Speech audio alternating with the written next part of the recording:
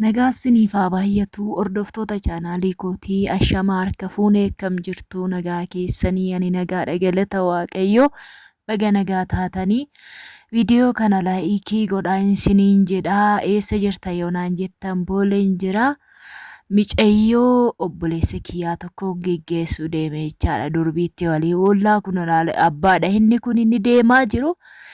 Ennaa ishii geggeessinee waarrannee hoggaa gadi baanu akkasittiin boolee keessa fataa jenne zanaa jennee deddeemne jechaadha. Yeroo isaa garuu dukkana ture. Cararii galgalaatti si'aatii 12 ta'eera. Ammuma sanitti viidiyoo waraabesiniin jedha.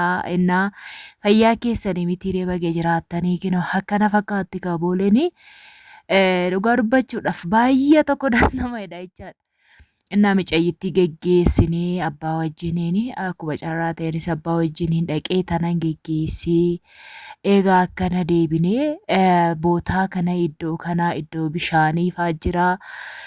Baay'eedha bakka inni eenyu jedhu jechaadha. Keessatti garuu nama seesisanii beektu waan ta'eef ijoollee baay'ee namumarree dhugaa rabbi biyya arabaa deemaa jiru. Keessattuu biyyoota hundumaa deemaa jiru isiniin jedha. Ijoollee baay'ee tokko dargee Beeruutillee kan deemantu jira. Ajaa'iba qaba dhugaa. Ijoolleen keenya keessattuu warroonni amma Beeruuti wanti ta'aa jiru kun argaa dhaga'aatii ooltan miidiyaarra deebi'anii gara sana kan deeman hin beeku isiniin jedha. Keessattuu ijoolleen achi keessa jira yaaddoo keessa jiru jechaadha. Rabbumatti isaan gargaare malee. Yaaddoo fi dhiphina baay'ee keessa jiru irriiba gaallee kan hin arganne jira sababii sodaa sababii lolaa baay'eetiin jechaadha. Kanaaf ijoolleen immoo akkasittiin keessatti otoo hin beekne keessa deemtanii adaraa keessan sirrii miti isiniin jedha. Biyyoota kaan deemuu dandeessu. Micayyoon ani geggeessituun Bahareeniin deemte. Bahareeniin deemte. Innaa Bahareen tuni bareeddudha jechaadha. Aaraan isuma deema jechaadha. Ijoolleen immoo Suudi Arabiyaa deemanis baay'ee isaaniin arge. Lafan ture sanatti boolee kana keessatti ture.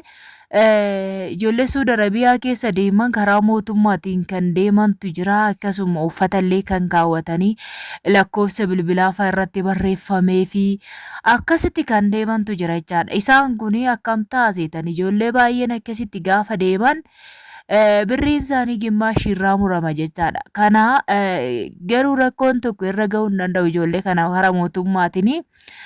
Innaa abbaa micayyoo geggeessite jechaadha. Durbiitti walii oollanuu ani finne jechaadha. Harchaa jechaa jira intala isaatiin. Micayyoo isaa baay'ee waan an jaalladhuuf kanaaf wajjiniin deemee geggeesse mana koorraa garuu siqaa booleen innaa ani immoo galgaluma dukkana galleeyyuu isiniin jedha. Mastika faana bitanii kinoo mastika faa nyaachaa deemaa daa'ispoora naan jedhu isiniin jedha. Daa'ispoora natti iffixanne maal daa'ispoora miti yaa ijoollee keenya nuyi mana hidhaa keessa turreetu mana hidhaa keessa baane yoo jenne eenyudha jechaadha. Ijoolleen keessattuu biyya arabaa keessa jirru. Kanaaf kinoo akkas fakkaatti isiniin jedha. Kaboolee gaafa dhuftan otoo guyyaafaa ta'ee guyyaafaa deemnee jiraannee baay'ee keessa fataa jennee akka gaariitti keessa zanaan deddeemna. Kanaaf biyyoota garaagaraa deemuu dandeessu. Garuu ani ijoolleen keenya otoo biyya keessaa biyya Beeruutiin deemuu baattanii baay'ee natti tola jechaadha. Odeeffannoo miidiyaa tokko tokko siin qabdu. Deebisee immoo wanti kun ammayyuu akka nagaan hin jirredha jechaadha. Rakkoo cimaan akka achi keessaa amma ta'aa jiru jechaadha. Anillee miidiyaan an hordofaa kanaan booda waayifaa bitadheen jira.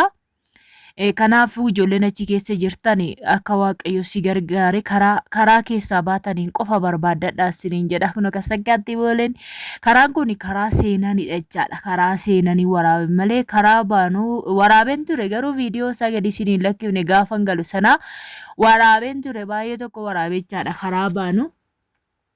Inni akkas isiniin jedha. Ijoollee baay'een immoo gaaffii na gaggaafachaa jirtu. Laaka bareedduu dhugaa. Biyya ofii keessatti akkasitti fataa zanaa jechuun hin ga'u ijoo cinqii biyya arabaa akkatti gadi baanu hin qabnu. Yaa uffataa zanaa qorraa waan ta'eef jakkeettii kaawwadheen jirayyuudhaan sababii isaa micooma geggeessuu waan an deemeefi yeroon galu immoo baay'ee qorrayyochaadha. Qorradha waan ta'eef kanaaf uffata haphii akkattiin kaawwadhu hin qabu. Qorras immoo nama namminaan baay'ee ulfaatadha jechaadha. Innaa akkas isiniin jedha hordoftoota kiyyaa viidiyoon gaddaa gallakkise sana gubbaarratti mana bitachuu moo lafa duwwaa bitachuu wayyaa jettanii kan na gaafattan baay'ee keessantu jira. Ayyoo argattan mana ijaaramaa iddoo bitattanii baay'ee gaariidha isiniin jedha. Isaatu irra isiniif salphata. Ganaa ijaarsi isaa meeqa isin gaafata jechaadha. Mucayyoon tokko immoo birrii baay'een of harkaa qabaa. Birrii kana ergee galumoo qabadhee galuu kan jette wayiitu jira. Innaa yoo eenyu ta'e nama irratti ergattu qabaattes yoo ergattee galte gaariidha. Qabattee yoo galte somaa rakkoo qabu garuu bakka qabattu bakkaataa ittiin qabattu yoo qabaatte ishee birriin takkayyuu akkatti dafqine biyya Arabaa keessatti finnunatu beeka. Garuu kamtu irra salphata seetan gaafa biyya galtan gara Itoophiyaa gaafa dhuftani waan baay'eetu sireenyuu jedha jechaadha. Booledhuma keessatti waan baay'eetu si qunnama. Sana keessatti yeroo uffata keessanii kootiillee baafattanii caammaa baafattanii fattashaa sana fattashamtan keessatti birrii keessan lafa yoo keessan naa birrii sun baduullee danda'a jechaadha.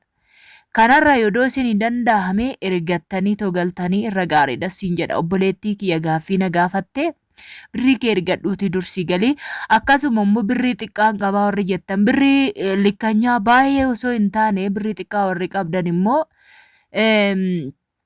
akkatti kaawwattan karaa kaawwattan fakkeenyaaf shaanxaa ishii harkatti baattattan ishii xiqqoo jechaadha. Ishii keessa yoo kaawwattanii bakka ija keessaniirraan kaaftanii hoggaa marammaramtan hoggaas eenyu kootii keessan baafattanii akkasuma immoo caammaa keessan baafattan sana bakka sana wakka tokko keessu waan ta'eef ija keessaniirraan kaafattan bakka birriin keessan jiru jechaadha. Gaafa gara biyya keessanii galtanis immoo nama barbaaddanii warrattanii karaa namaa dhoksaadhaan akkuma eenyutti jijjiirrattu jechaadha. Karaa mootummaatiin dhoffachuu yoo barbaaddan jechaadha. Karaa laatiin jijjiirrachuu yoo barbaaddanii ijoollee isinii kennamu ijoollee sana dhaxxanii barbaadanii akkasitti jijjiirratu. Garuu kamtu irra isinii salphata seetan otoo birrii keessan galuu gaafa kaatan of fuuldura ergattanii irra gaariidha akka kootti jechaadha. Of fuuldura ergattanii warrattanii isaan booda isin immoo boodarra galtanii irra salphata isiniin jedha hordoftoota kiyya birrii keessan akka isiniin jalaa hin badu yaaddoftanis jechuun barbaada waan na dhaggeeffataniif hedduu takka galatoomaa kunoo kana fakkaatti karaa kana deemtanii gara biyya Arabaa yaadadhaa isiniin jedha boolee karaa kana gaafa deemtan akkatti deemtanii yaadadhaa isiniin jedha kanumaaf viidiyoo isinii hojjedhee waan na dhaggeeffataniif hedduu takka galatoomaa viidiyoo kana laayik sheer godhaa yoo isinitti tole isiniin jedha.